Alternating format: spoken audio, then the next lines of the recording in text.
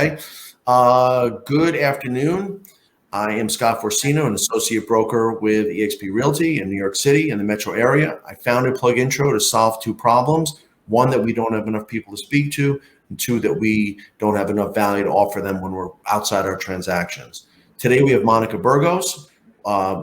She's a lender. I want to hear about Monica, how she serves clients, her company, her experience, and why she's the best person to select for your financing needs. Congratulations, Monica. Thank you. Good afternoon. Thank you, Scott, for inviting me. I'm My really pleasure. excited. Yeah, we feel better for you here. So tell me where you work, tell me about your company, your background, your experience. Yes, so I work for United Mortgage. I've been working in banking since 2006. I started as a personal banker and I went full-fledged into mortgages in 2013. And I love helping people. I have a mixture of different clients that I help. I'm good with first-time home buyers. I'm bilingual. I speak Spanish. I also work with investors. I have programs for people with no income verification. I also do the regular loans like FHA, conventional. Um, we have all types of programs. I've worked with 10 banks in the past 16 years. And I really like United Mortgage. That's the bank I work for now because they have very flexible lending guidelines. It's very hard for them to decline a loan. Like most of the applications that I get are usually approved. And one of the reasons is because they're a servicer bank.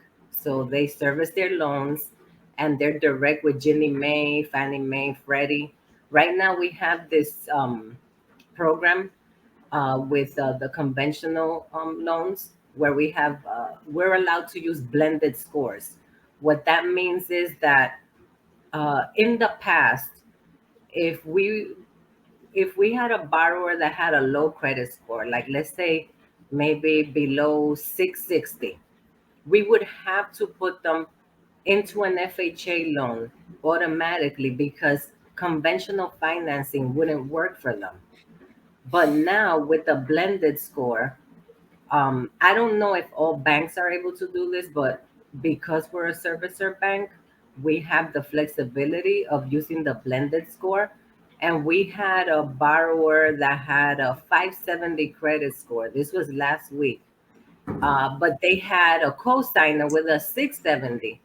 So we were able to get them into conventional financing approved with a 570 and a 670 because the system used a blended score. So that's huge in the mortgage industry because it's difficult at times to get sellers to accept offers from FHA approved buyers. So we have that advantage at United. I think that's a huge advantage. I know I've heard of that so many times. Why do listing agents, who I think should know better, why do they have less of a preference for FHA deals? I think one of the reasons is because FHA is a little bit strict when it comes to the appraisals. So if you Okay. have an FHA loan and you have peeling paint, these are some of the things that you have to watch out for when you have a person buying a home and they're looking at a home that's a fixer-upper, for example. If they Appraisers usually look for different things, such as whether the appliances are in working order. They're going to test the stoves, the refrigerators. They're going to look at the paint if it's peeling. They're going to look at the handrails if there's a missing handrail.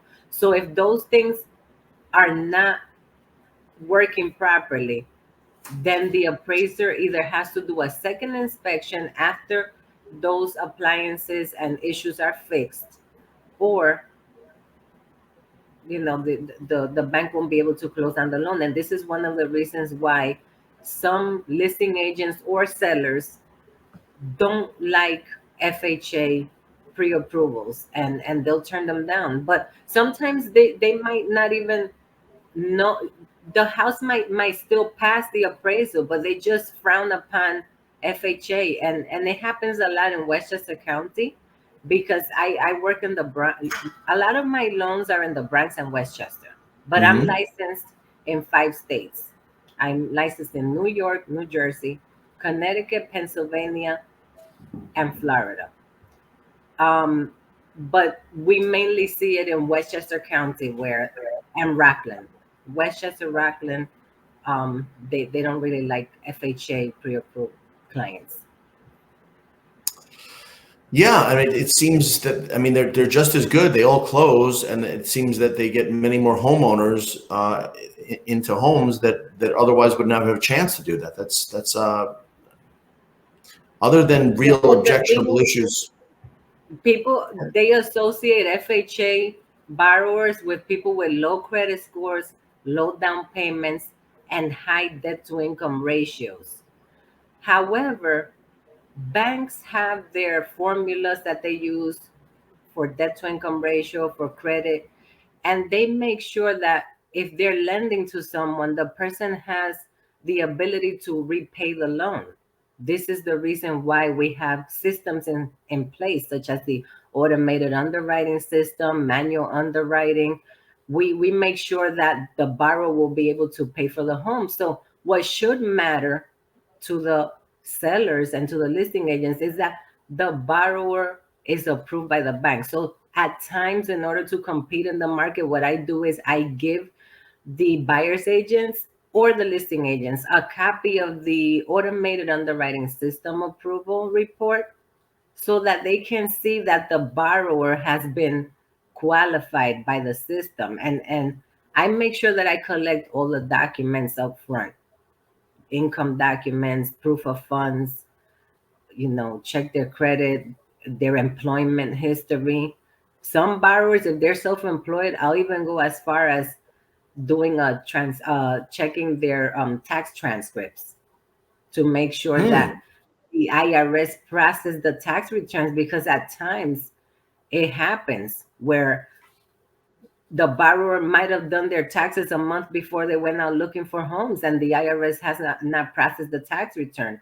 However, at United, what underwriters have done recently is if borrowers are buying a home and we're using 2021 tax returns, they'll use, for example, a payment that they did to the IRS as proof that the IRS did receive their tax return. If they have proof that they paid, let's say they owe taxes, and they show the proof that the funds went out of their bank and they paid the IRS, then they'll use that if the transcripts are not ready as of yet, because we all know that there are delays with the IRS processing tax returns. So they use different methods in order to, in case we don't get the transcripts back. Sure, that's very important. I mean, and how in this case, I know that I'm sure you'll agree that the major referral partner is real estate agents for lenders like yourselves. How do you best get their clients' offers accepted in this competitive market? So what I make sure is to interview the borrowers efficiently. I ask a lot of questions and I let people know the reason I'm asking you these questions is because I have to convince the bank to lend to you. And when I speak with listing agents, I have to tell them the story, why they should sell you the home instead of 20 to 50 other families that are applying, that are competing with you. Because let's face it, there's a lot of competition out there. And I've been to the open houses and I've seen lines of people standing outside. You do an open house on a Saturday and you have to take the home off the market the next day because you'll have like 50 people going to an open house. So the way Wow. that I'm able to get my clients' offers accepted, I mean, I'm not going to lie to you. I'm not gonna say that every offer gets accepted, but most of the time it's by speaking to the listing agent, giving them the story on the borrower, why they're a good candidate. If the listing agent sees that the lender did their due diligence, investigating the person's income, the person's employment history, their credit, the funds. At times, if the borrower gives permission, I may show proof of funds. I may show the automated underwriting system approval. I may show copies of the credit report, of course, if the borrower gives permission. And most of the time, if they see that the borrower has good employment history, um, good credit, and their funds are sufficient for the purchase, most of the time they accept the offers, unless there's a stronger offer on the table, and what we see a lot now is above asking. A lot of people are going above asking. I was speaking And to what happens, and a lot of, I know that listing agents are now being conditioned. What happens if someone offers above asking and the appraisal does not come in? Will you reject the loan? What's the next step? What's the process?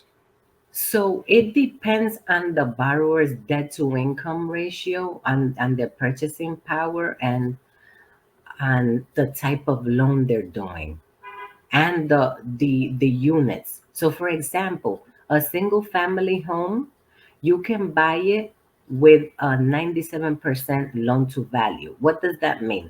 If the house appraises for 500,000, 97% loan to value would be that the bank will lend them 97% of what the house is worth.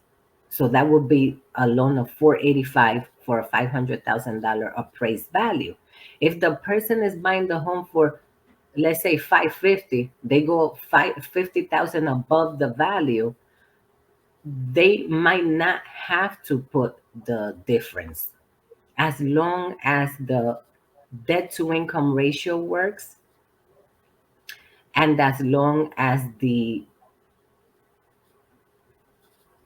I'm so sorry, as long as No the problem, debt no problem, no problem. ratio works, and as long as the mortgage insurance company approves it. So in that case, I've had borrowers, what will happen is, if they're putting, let's say, 20% down and the house goes above value, we would put it through a mortgage insurance company, and the borrower will have to pay mortgage insurance on the house. Now, if it's an FHA loan, the maximum loan to value is 96.5%.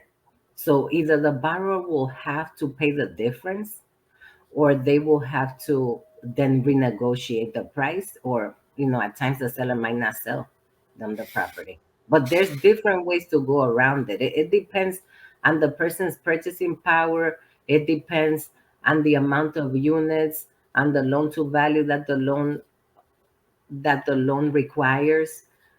Conventional financing for multi-unit has different requirements. So if it's an FHA loan, you can do 96.5% loan to value from 1 to 4 units. If it's a conventional loan, you can do up to 97% loan to value on a single family. If it's a two family, maximum is 85% loan to value. That's interesting stuff. Wow. Well, again, I was wanted to bring back the business of the business, where yes, of course, we know your reputation precedes you as a real expert in the lending field, and I know that's why you are appreciated by your referral partners. I want to let you know now that you being associated with PlugIntro gives you really a unique opportunity to thank or to meet agents. Who's calling? Hold on. Can I call you right back, please? Thank or meet agents, thank them for the work you've done together, and meet new ones, because you, at this point, have the opportunity to be the exclusive provider of your financing services along with them, while offering them a really, really powerful platform where they can meet who they should know. Now, for the first time, these agents and yourself will be local famous. I love that term, and have the ability to really, really grow exposure for themselves and for their contacts when we really collectively gain much more exposure than otherwise. So we are having at least 1 or 2 meetings a month. So with the people you select to view your video interview, We'll start that immediately, and let's schedule another time for you and the agents you choose to conduct their own video interviews in their own platforms. So I'm really, Okay. really happy. Thank you. Can you tell us how to get in touch with you? Yes, you can call me at 646-571-7058, Okay. or email at mburgos@unitedmortgage.com. Great. I know you from a long time. I appreciate your involvement. We are going to work together to get all of us more exposure and really, really positively impact our communities. Thank you. It was really nice being here. Yes, we got more to go. It's going to be a lot of fun.